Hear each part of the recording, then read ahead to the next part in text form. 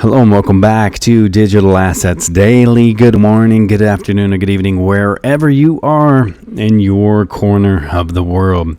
Mastercard's myriad of crypto patents will give payments giant an edge in the digital future, says Michael Maybach.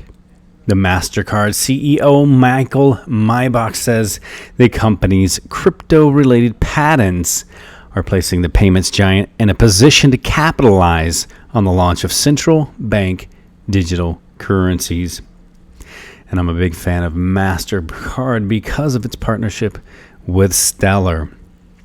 And on the next article, how Stellar is boosting remittance inflow after the issue at hand through its open and decentralized payments network. Remittance is a major source of cash inflow for any country. Each year, over 30 billion USD in remittances is sent to sub-Saharan Africa by the million African immigrants or migrants living overseas. The cross-country transfer of funds not only help households pay for housing, healthcare, and education, it also benefits developing countries like Nigeria by boosting foreign reserves and the GDP. As the issue at hand and resulting economic crisis continues to spread, new data has shown that remittance flow across the world has dropped significantly. And according to the World Bank, remittance flows to low and middle income countries, the LMICs, are projected to fall by 7% to 508 billion in 2020. Followed by a further decline of 7.5% to 470 billion in 2021. So Nigeria was hit hard as remittance flow from abroad dropped to its record lowest since 2008. Stellar, an open source and decentralized payment network, is providing a platform to host fintech companies that can help increase remittance flow into the country.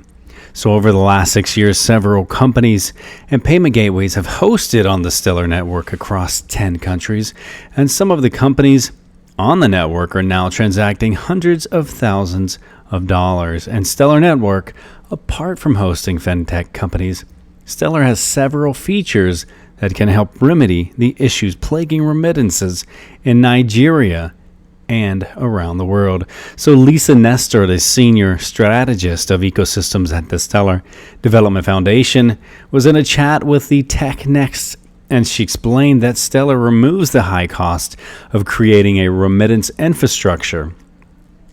And she added that launching a remittance infrastructure on the network is free and super easy to use.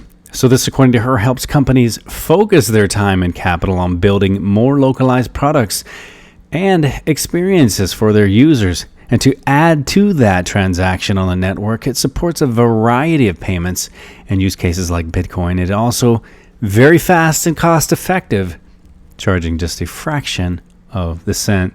So the network supports businesses through the Stellar Development Foundation, SDF. So there was a discussion on Twitter earlier today. What did SDF stand for? And there you have it, the Stellar Development Foundation. As the Well Watch had shared, I don't know the exact number off the top of my head, but I believe it was around like 54 million Stellar had been moved to SDF. And that's what that stands for, Stellar Development Foundation. And calorie-wise integration, Anchor again is using Stellar's network as well.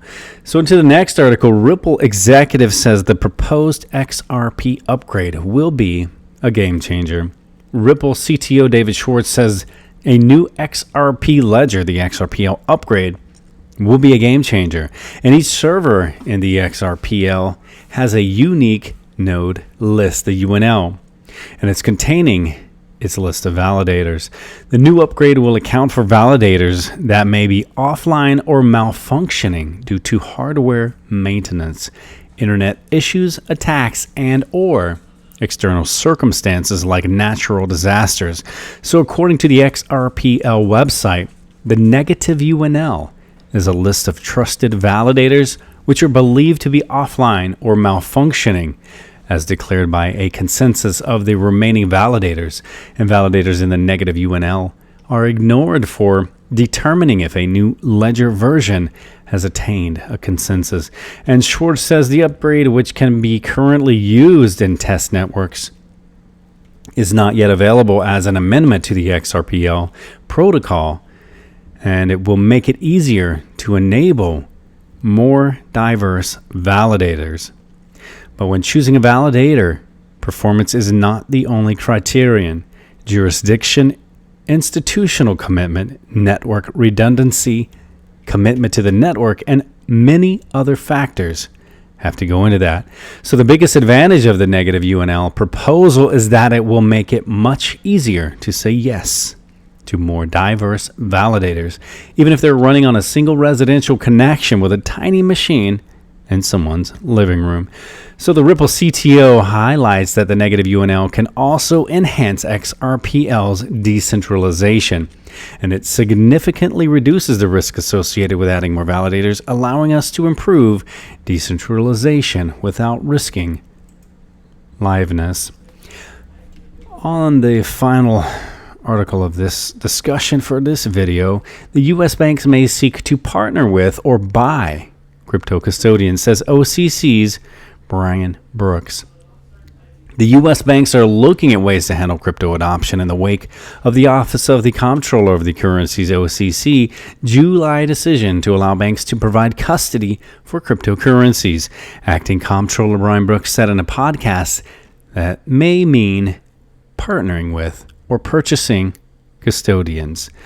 So this is getting very exciting. Regulations are getting a little bit more open and clear for the financial institutions to be able to begin using these assets.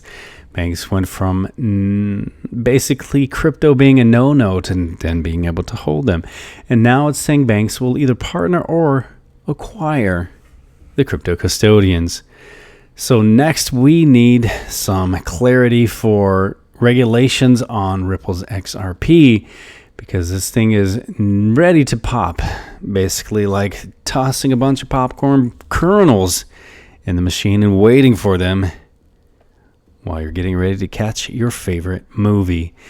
Any second, this kernel is going to pop and fill our baskets. I believe it's been my favorite from day one, and I believe that it is a big deal in concerns with timing. Timing is everything.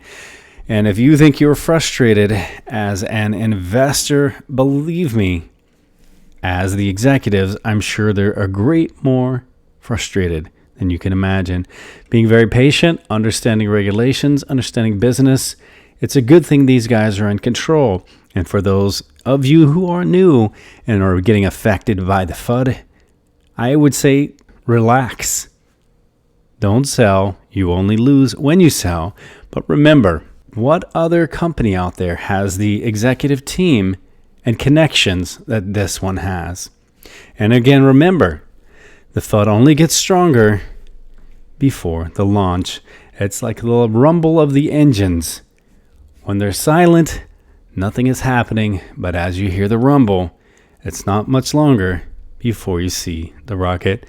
All right, guys, I'm going to leave you with a final thought. Stars can't shine without the darkness.